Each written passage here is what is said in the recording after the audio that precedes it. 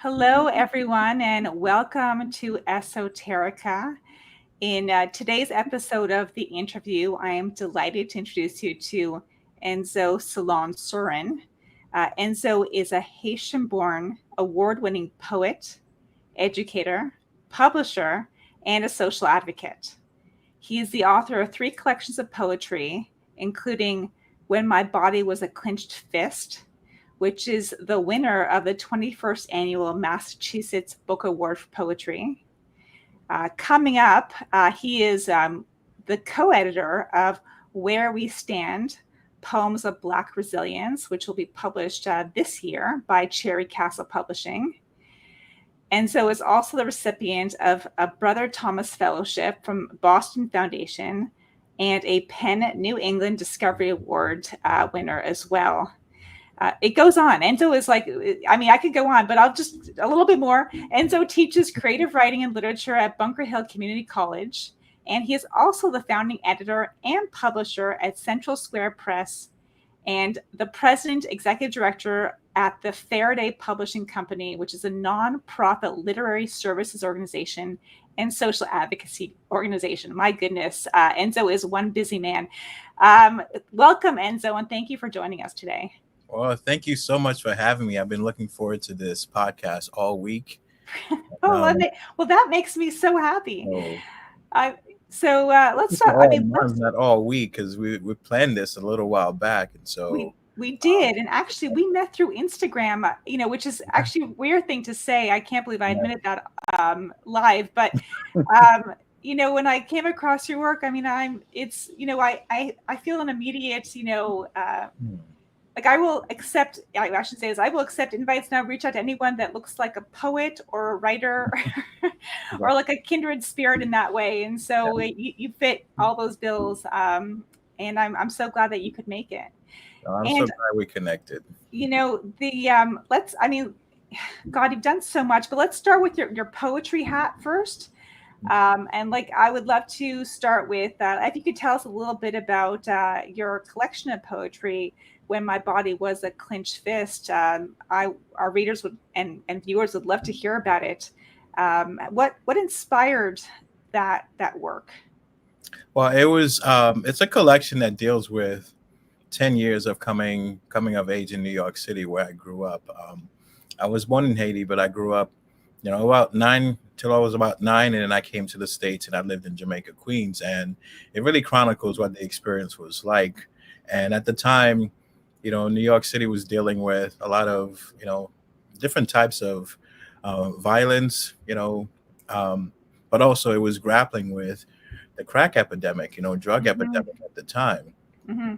But at the same time, it was also, dealing with an evolution in music as well, right? The birth of hip hop and fashion and, Basquiat.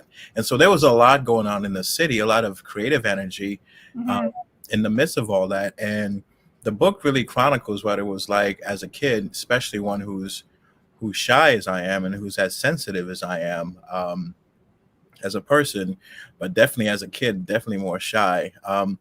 When you take a look at what that does to a child in that environment, and the tendency to shut down and to not be able to respond, or you react in a completely different way.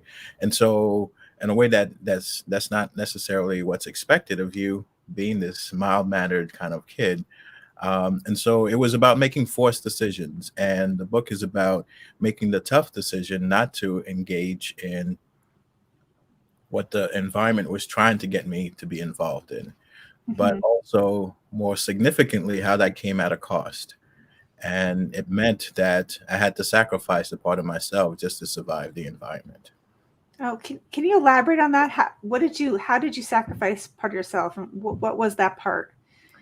And so you make a lot of decisions, and I think as children, I often hear how resilient children are, and I don't doubt that premise, but I do think it comes at a cost, right? So that's true. You either participate as part of the, in the violence or in the environment that's trying to pull you in and become what it's trying to force you to be, or you decide that I'm not going to participate, in which which also means you have to sacrifice a part of yourself. Right, right. So there's a line in one of the poems, and the title poem, where my body was a clenched fist. My body as a clenched fist. The poem addresses the idea that no matter what you do, you have to make a decision about, and once you make it, you can't go back.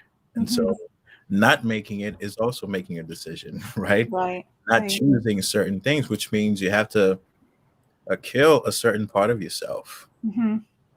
And what that looks very different depending on the individual. But I had to make a decision about whether or not I wanted to sustain the type of person, to be in the trajectory for the type of person I wanted to be. Hmm. And um, and I chose to hold on to that. And that's why the metaphor, the clenched fist, was birthed as part of this poem, this collection, because Hmm. as a fist, it's about holding. I mean, it could be used to fend off, to protect, but at the same Hmm. time, when we have something valuable we want to hold on to, we rip it. And if you look at your hand, that's in the shape of a fist as well. And so it Hmm. was really about protecting the inner child, the Hmm. innocence, the sensitivity, and so forth, and to be able to survive in that environment as well. Hmm.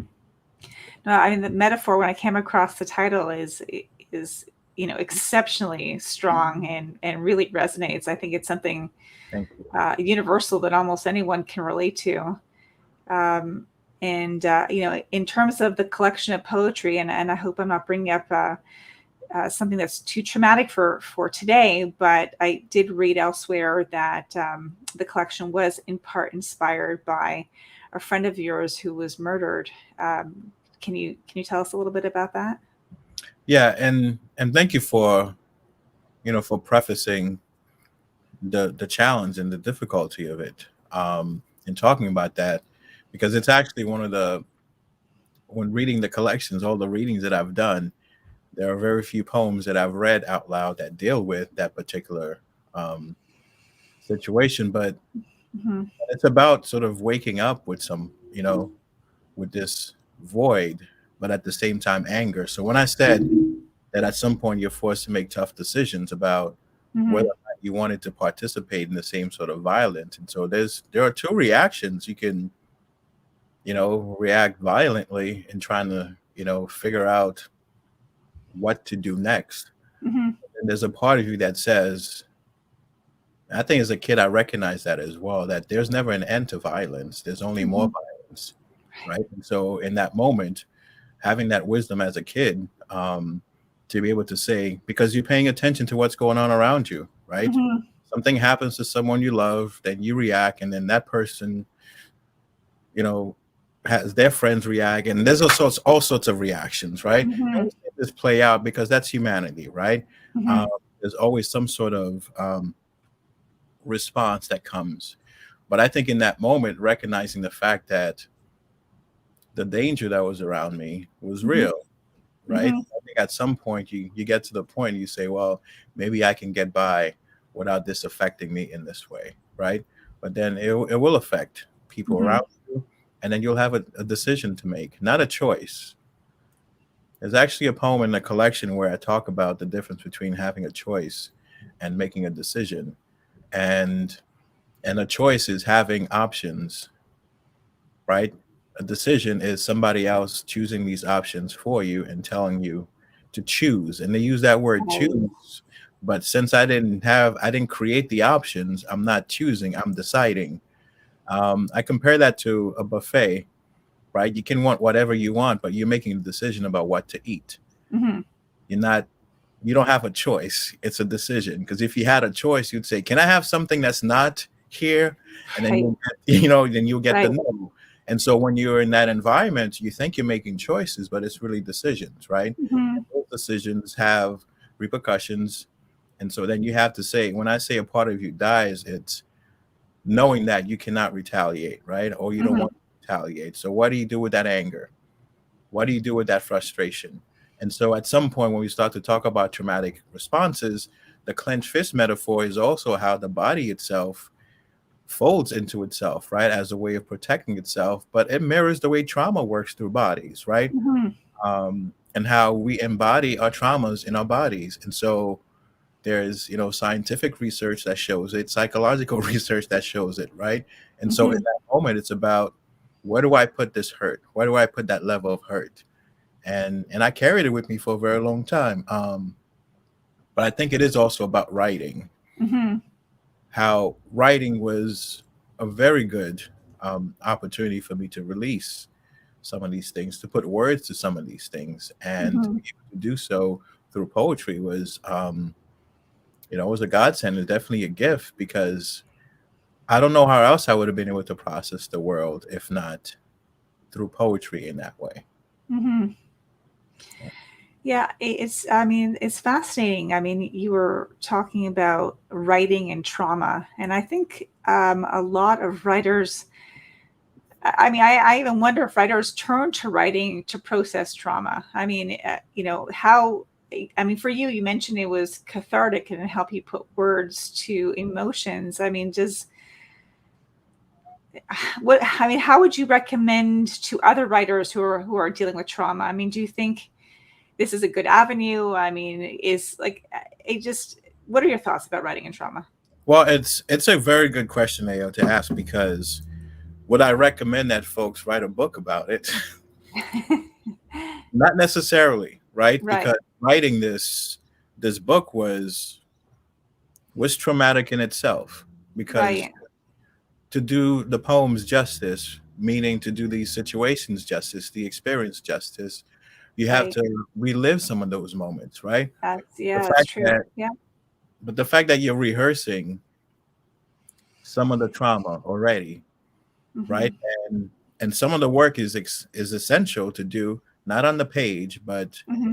real life, right? Meaning, I talk about how poetry um, is not therapy, right? Right. Writing is therapeutic for sure, but it's not therapy, right? It doesn't take the place of therapy, which is why at the heart of all this, I penned it, because I want us to have a very good conversation about mental health services that are offered in Hmm. environments where people are experiencing traumatic scenarios over and over, and in Right. some places more often than others, right?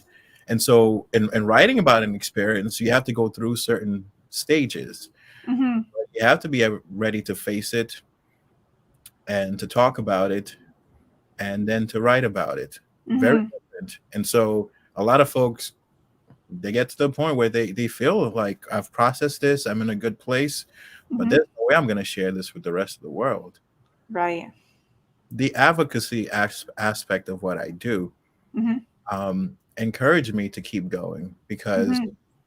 um, so I'll share a quick story with you, that one of the times that I thought, okay, enough was enough, like, I'm done writing this, right? Okay.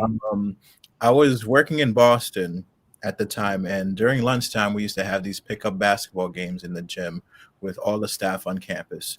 And Hmm. the door was open one day, so I was taking a break, and I walked out, and here comes a young kid from the neighborhood, and I was like, "Hey, you want to come in and shoot some hoops with us?" Right? He was like, "No, no, that's okay." And so he just hung out, didn't say anything for a few minutes, and then he said, "I saw somebody get shot last night."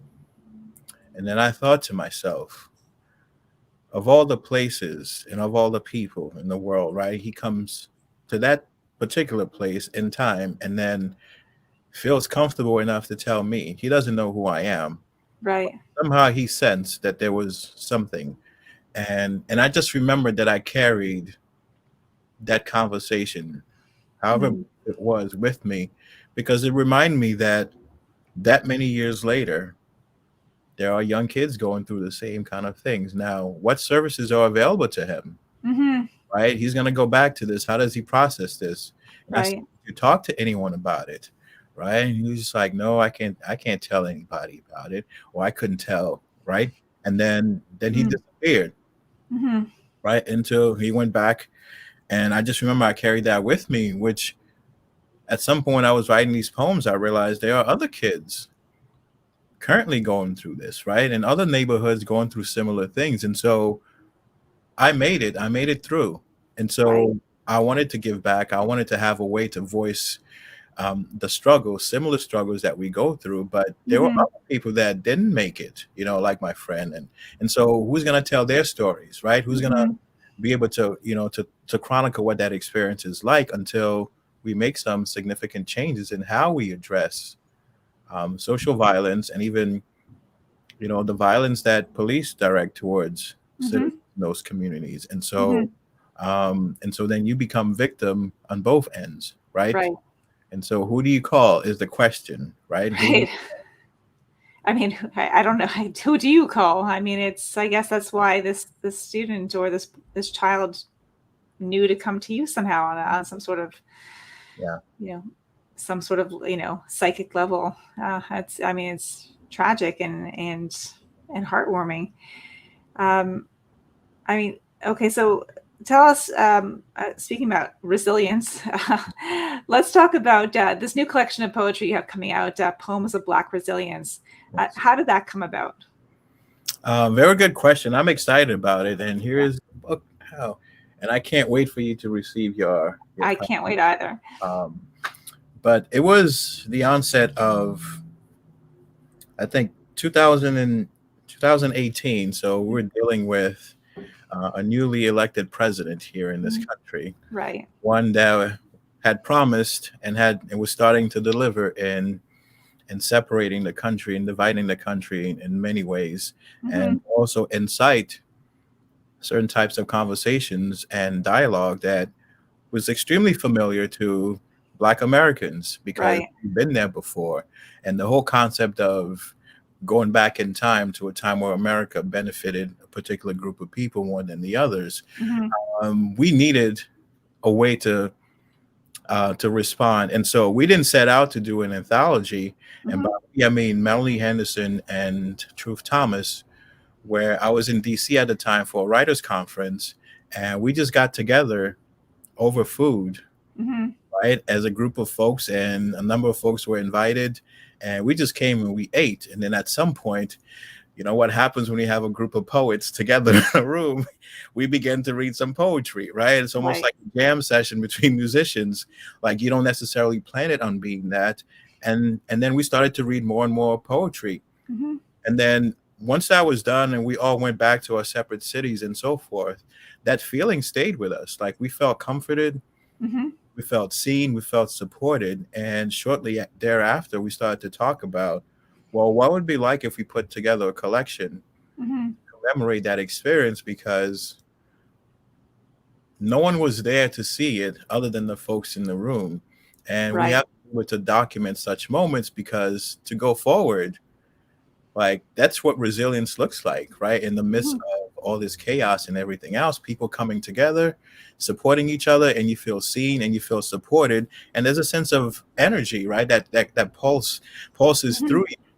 And so we were empowered to do that. And the anthology took a little bit longer to put together, and we invited another set of poets to come in. And it's an incredible collection because we have many different types of voices representing what we mean by Black resilience, right? Hmm. In the United States, in America, what we talk about in terms of Blackness and how politicians, and policies continue to be generated to marginalize people even more. This is like centuries, centuries of dealing with that. And so it really chronicles different perspectives and different voices of Hmm. ways that we celebrate ourselves. It's not just about protest, but Right. love as well, right? And Hmm. how we get through by getting together and having meals together and loving each other and so forth, and how Blackness represents so much more than what is being depicted, Hmm. because it is being defined for us by other people. Hmm. Yeah, it Um, goes back to your decision versus choice, right? Yeah. yes, yes. Yeah. I mean, I would love to hear one of the poems. I mean, either from your collection or from this new collection. Would you be willing to share one with us? Yes, sure. Oh, I actually will read a poem from When My Body Was a Clenched Fist. okay, great. We talked about that transition and having to make choices.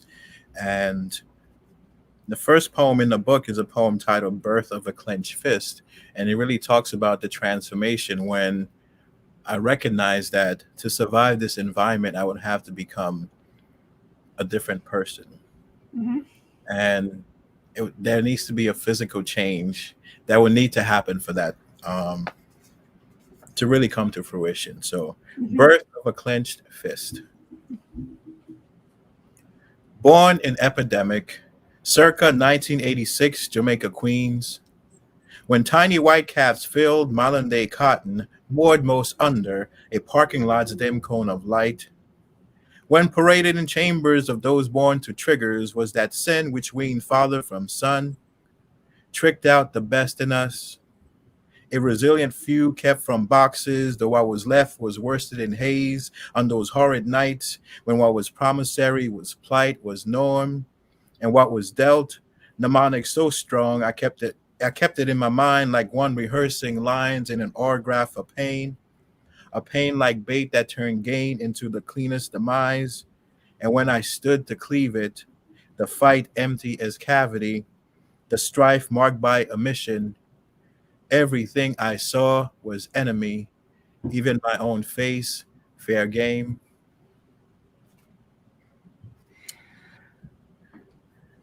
And that particular poem chronicles what I was practicing in the mirror as a kid, Hmm. how to look mean. Hmm. And I would turn my face certain ways. Nope, that's not mean enough. Nope, I can Right. still see the innocence. No, I can still see the sensitivity. Like you need to look tougher. And so it was Hmm. that process. That's what I meant by a certain part of yourself you had to let go of, right? And so you Right. had to put on a face, even though Right. inside you were guarding this.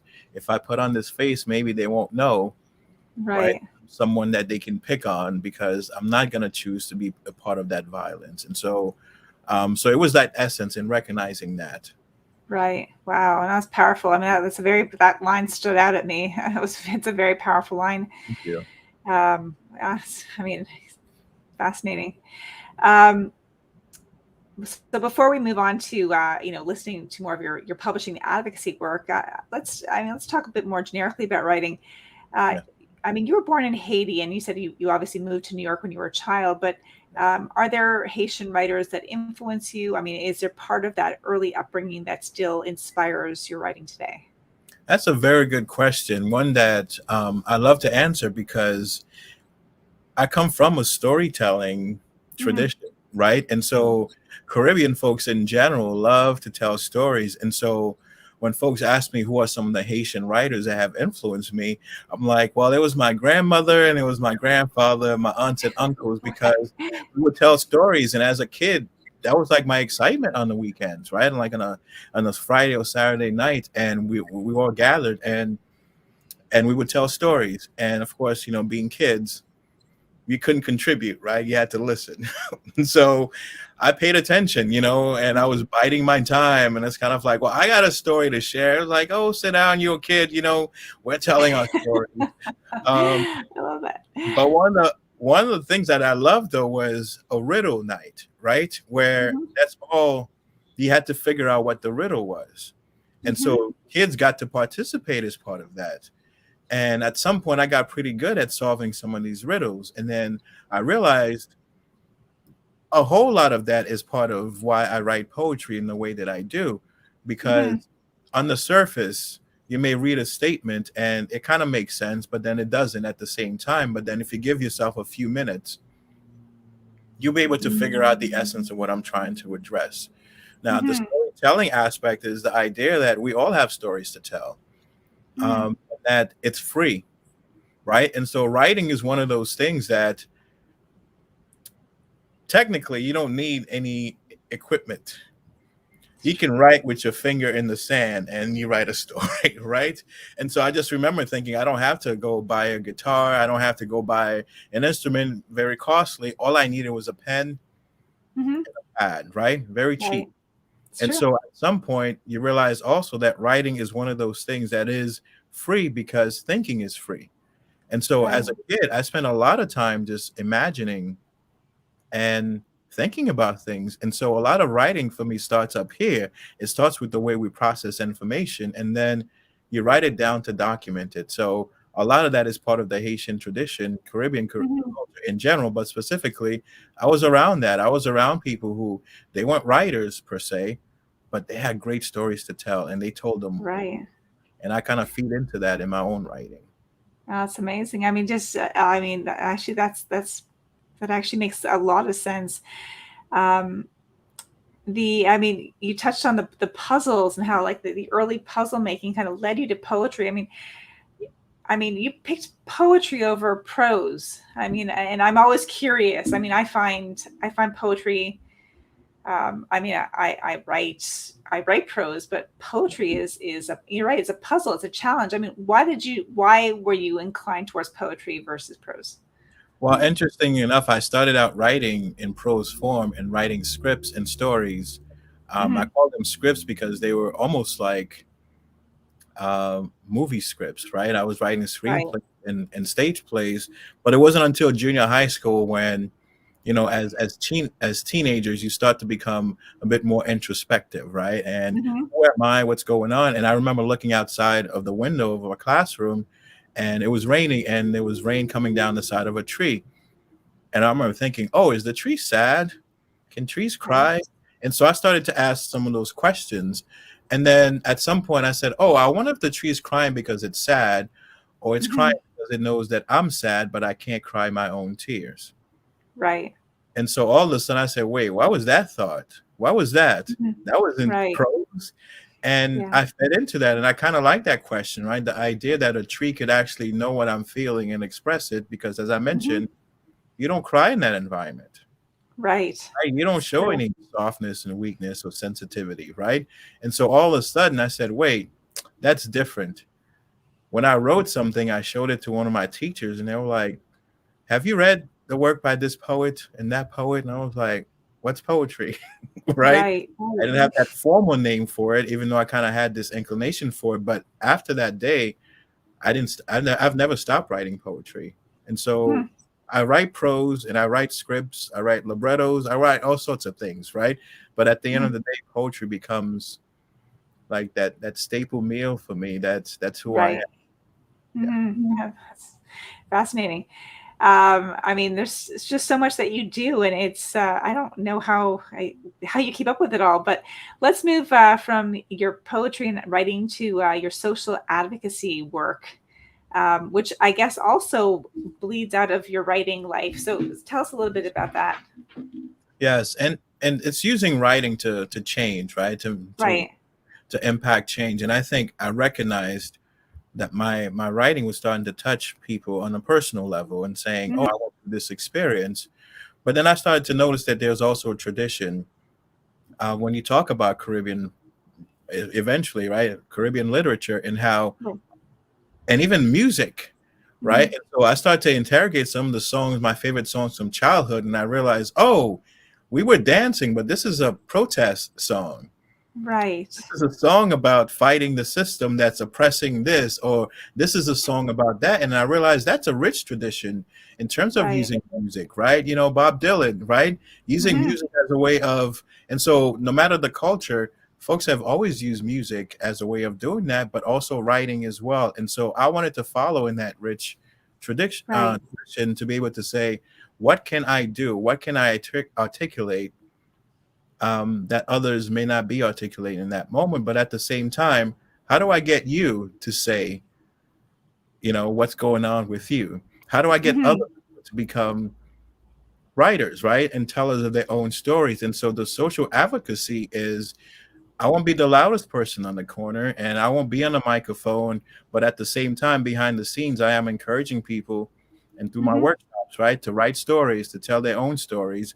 And as a way of writing, because when you write, things become permanent. In Right. fact, things become law when they're written, right? So that says Hmm. that writing has power.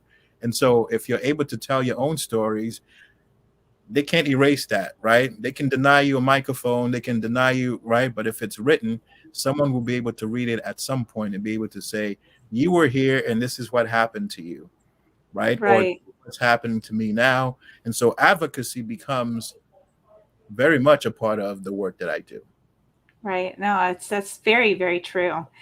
Well, this has been very illuminating. We're almost out of time, but one last question. Yes. If you could tell our viewers to buy one book, a book of poetry or a book right now, what is something that you think everyone needs to have read? That's a very tough question. Sorry, I put you on the spot there. Yes. And it's kind of funny because as a writer, my question, answering that question, I always have a hard time answering in terms of, you know, a particular book, a particular author, and then it's more about stories, right? And so Okay. more recently, I would say, where do you come from? Right. Find that story out, because Right. someone has that story. And if you don't Mhm. know it, you should know it. And if you do already know it, find out a little bit more about that, because I think more than any other book, it teaches you um, how to fundamentally approach writing your own story and telling your own story versus Mhm. reading what somebody else may be doing. It's just kind of Mhm. crazy to say because I'm a publisher as well, right? Right. I'm a writer, but I'm saying like learning what your own story is a great foundation to build on. And so I would say Mhm. find out the the unwritten story in your family, and maybe you become the first person to pen it for future Right. generations. Right. Oh, that's very inspiring. Thank you so much, Enzo. This has been very Thank you. illuminating, and it's been wonderful speaking with you. And hopefully, we'll have you on again. Wonderful. Thank you so much, Leah. All right. Take care, everyone, and thank you for joining us.